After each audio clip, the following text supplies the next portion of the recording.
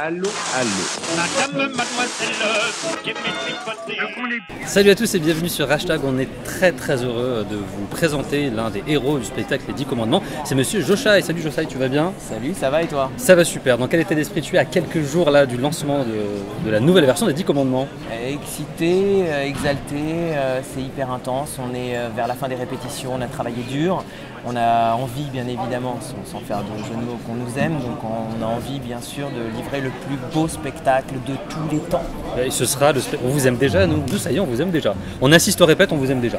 Donc, cool, donc vendu. Tu as connu le spectacle lors de la première version. Oui. Qu'est-ce qu'il y a de différent pour cette nouvelle version, pour selon toi? Alors il y a déjà de nouveaux interprètes au niveau chanteur, comédien, et puis il y a aussi de nouveaux danseurs. Il y a un nouveau système de projection d'images, il y a un décor qui a été restylisé, il y a des accessoires qui sont nouveaux, il y a une mise en scène qui a été quelque peu, on va dire, modifiée en fonction justement de tout ça. Et puis il y a une énergie qui est différente puisque les personnes et les personnages sont nouveaux pour une bonne partie, et on a quand même une base d'anciens qui sont là et qui, comme moi, permettent aussi de créer du lien autrement. Donc voilà, c'est un éternel recommencement. Je vais être plein de jeux de mots là dans cette semaine. Éternel recommencement, commandement, amour. Est-ce que tu peux nous parler de ton personnage, le personnage de Moïse, qui est le fil rouge vraiment de l'histoire? Alors le personnage de Moïse, c'est assez difficile parce qu'on pourrait prendre le personnage dans sa chronologie.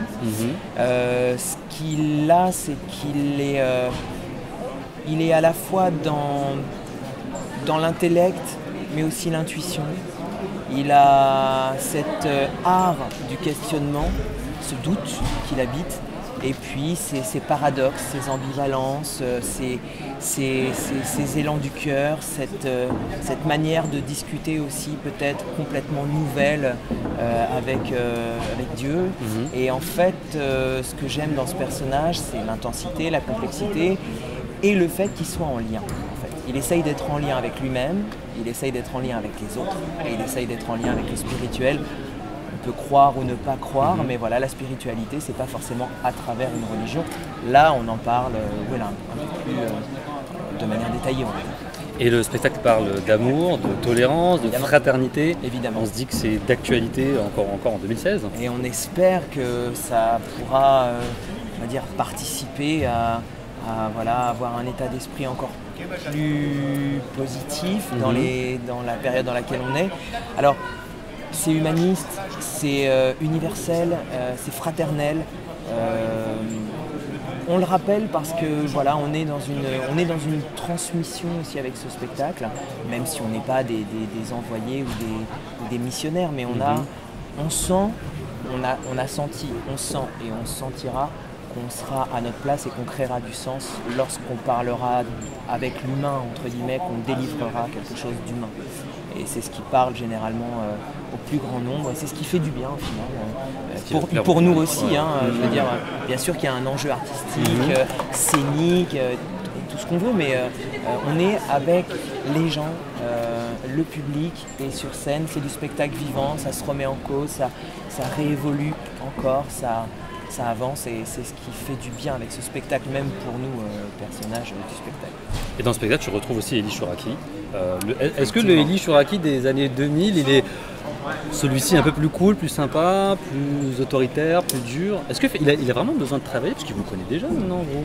Oui, mais on a plus 15 ans. Ouais. Lui aussi, il s'est passé pas mal d'événements dans nos vies, et puis à travers aussi tous les événements qu'on a pu traverser ensemble en France et dans le monde. Qu'est-ce qu'il vous donne comme conseil aujourd'hui? Je pense qu'il va encore plus vite à l'essentiel. Ouais. Il va nous faire encore peut-être plus confiance, il aura de la bienveillance, et puis il va nous proposer sans nous imposer. C'est dans la période de vie dans laquelle je suis un vrai bonheur, parce que moi j'ai plus de 35 ans, alors c'est agréable de pouvoir, entre guillemets, presque avoir le choix. Il y a des metteurs en scène qui sont extrêmement directifs, et ça peut briser, entre guillemets, l'exploration du personnage. Et lui, c'est l'inverse. Donc c'est pour ça que c'est un plaisir de travailler avec Elie. Puis voilà, l'humour aussi. Ouais, on l'a entendu parce qu'on est au cœur des répétitions, Donc effectivement. ça c'est sympathique aussi. Ouais. On va passer à la deuxième partie de l'interview, Joshua, ça s'appelle le hashtag quiz. Quelle est la chanson du spectacle que tu likes le plus? Sur les réseaux sociaux? La chanson de ce spectacle-là que tu likes, que tu aimes, qui te touche le plus. Mais moi j'ai souvent dit que c'était la première parce que c'est un dialogue entre les mamans avec un lien de sang ou non.